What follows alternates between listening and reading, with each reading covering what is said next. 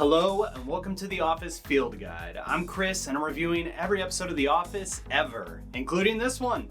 Circle round. Let us play some games. Beach games, can you feel it? There's just something special about this episode for me, but I'll get to that in a little bit. Let's start with the stat sheet. This one was written by Jennifer Celotta and Greg Daniels and directed by the awesome Harold Ramis. It first aired on May 10th, 2007, was viewed by 7.2 million people, and currently has a 9.2 rating on IMDB. And your trivia for today is, what are the names of the different teams? And as always, keep an eye out for the hidden prison mic in this episode. I would say Floating Andy, but there actually is a Floating Andy in the footage here, so we'll just not get confused with anything. Here's last week's winners, and with that, let's let the games begin.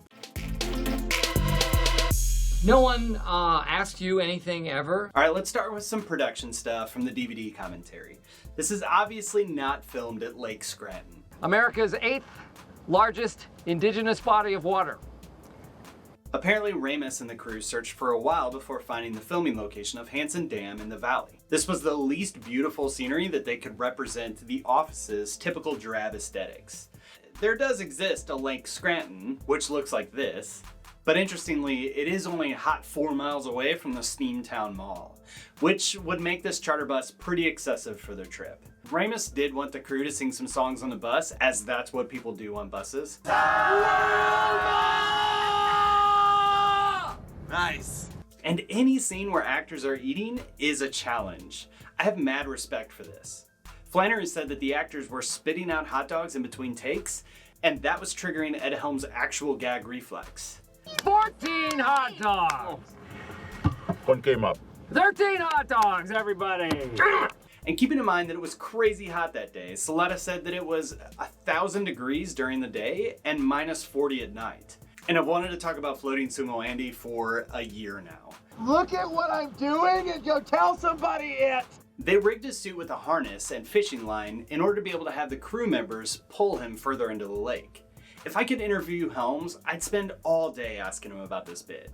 But that does bring us to the coal walk. The mind has to wrap around the foot. To make it safe for the crew to mess around with it, the whole thing was rigged. On one side of the path, they used gas lines to produce this fire, and on the inside, the crew buried a light box covered with sand and lava rocks. And not to take away from Fisher's performance here, but I think she's wearing shoes for this. And it may have just gotten tricky on how they shot the scene to organically avoid her feet. But hey, walking across lava rocks sucks, so I get it.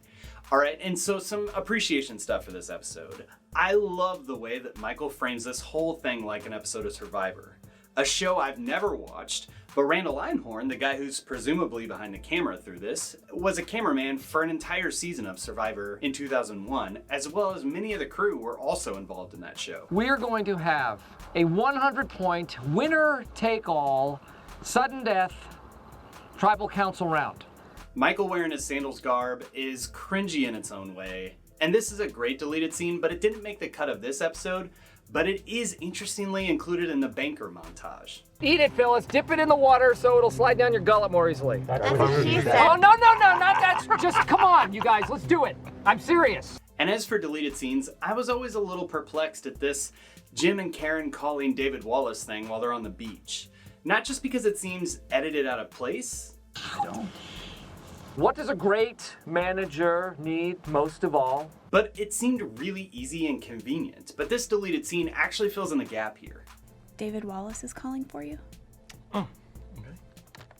Sure. Okay, and I know Paul Lieberstein isn't an actor. I know that. But if he's not secretly in love with Jenna Fischer, then this is the most convincing performance of this episode. I feel so bad for Toby. And we have to talk about this. Famously, Wilson accidentally kicked sand in David Leslie Baker's face during this episode, and Baker had to be rushed to the hospital to get his eyes cleaned out. And I don't know if I should go with this reference. Where's Stanley? He's in the bathroom. Will you run into the bathroom and tell him to eat it? Of course. Hey, David, I'm back. Eat it, Stanley! Or this reference. Okay, and this line always bugged me. I've never seen that look in a man's eyes, ever.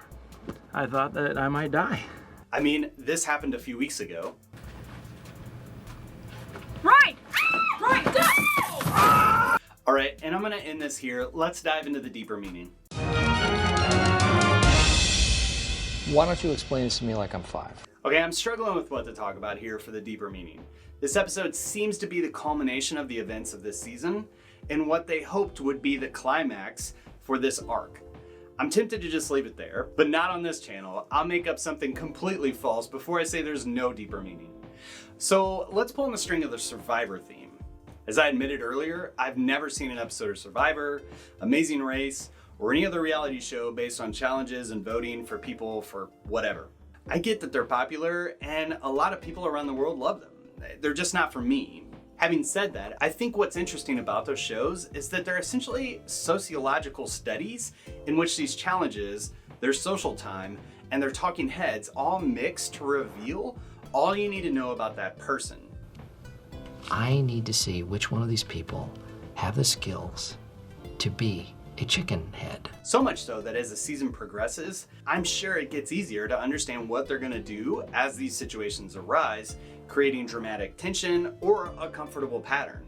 I don't know, I'm just spitballing, but applying that idea to this episode, it's structured in a way for us to be able to get some character study on how these characters interact with one another and how they handle these situations. So let's look at Stanley first. I'm also considering Stanley because of all the good that black people have done. If you don't like it, Stanley, you can go to the back of the bus. Excuse me? Or the front of the bus, or drive the bus. Stanley, spoiler territory here, he's the only character that's listed here Jim, Dwight, Andy, and Stanley. who never actually sits in as manager. So it makes Stanley, someone who typically does this, motivated in this episode. Well, his motivation is solely out of a desire to not be a subordinate to anyone else. I would rather work for an upturned broom with a bucket for a head than work for somebody else in this office besides myself. Game on. Which is great, and he's motivated enough to give his all during these challenges, but his breaking point is trying to suck up to Michael. I mean, sure thing. That sounds smart. I can't do this anymore. I'm going to sit in the bus. Your loss. And then there's Andy. I trust him. Cons, I don't really trust him. Andy's a middle-aged man who graduated from an Ivy League school, working at a dying paper company as an unsuccessful paper salesman. There's a lot about his situation that screams a desire to be more than what he is. As an opportunity for me to demonstrate what a good sport I am. Mallard. And that Mallard thing was improvised, by the way. But Andy's plans are dashed by Dwight and Angela's secret activities. Not the only time that happens in this series. So let's look at Dwight. He has the best sales record in the office. He loves to work. He is, however, an idiot. Dwight is loyal and extremely dedicated to his job. His intensity is and will continue to be his undoing. And then there's Jim. Cons, not a hard worker. I can spend all day on a project and he will finish the same project in a half an hour. Jim is not an ambitious guy. It's clear that he stayed around because of Pam, but now what's keeping him in Scranton? I was glad to learn that Wallace pursued Jim and not vice versa, as I think that's more in line with what we see in Jim's overall character. We also see some play with other characters here too. I've always loved what they do with Pam in this episode. While this day is Michael's brainchild, he wholly relies on Pam to get things done. And she faithfully performs all of these duties and stays in the place where Michael tells her to. But I'm not kidding. I really want to do it. Okay? This is about guts. But when Michael's busy overlooking her, she takes the opportunity to do something courageous. While this transformation started at the art show, it ultimately is completed here when she metaphorically burns away her old self and becomes a new person. Hey, I want to say something. I've been trying to be more honest lately, and I just need to say a few things. So what's the message? I think that the message here is that if something is worth it, then we have to fight for it. Work together with others if we need to, or stand out alone and make a fool of yourself in the process. But don't let people put limits on you. Maybe I should be your boss. Or I don't know, maybe this whole episode exists for this line. I just want to lie on the beach and eat hot dogs. That's all I've ever wanted. But with that, let's dish out some Dundies. Then I gotta Get him to the Dundies. The Dundie for eye candy goes to John Krasinski. That I might die. On beach day. Every time he starts his talking head, I wonder why he's still in that sumo suit. Then he waddles away and it's perfect.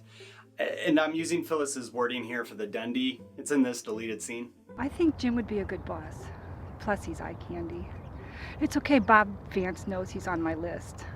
All right, and the Dundie for the best cinematography goes to Ramis. And I guess I'll throw in Daniels and Celotta and anyone else who put this episode together. There's some great shots that I admire every time I watch this episode. But with that, let's rate this thing. What gives you the right?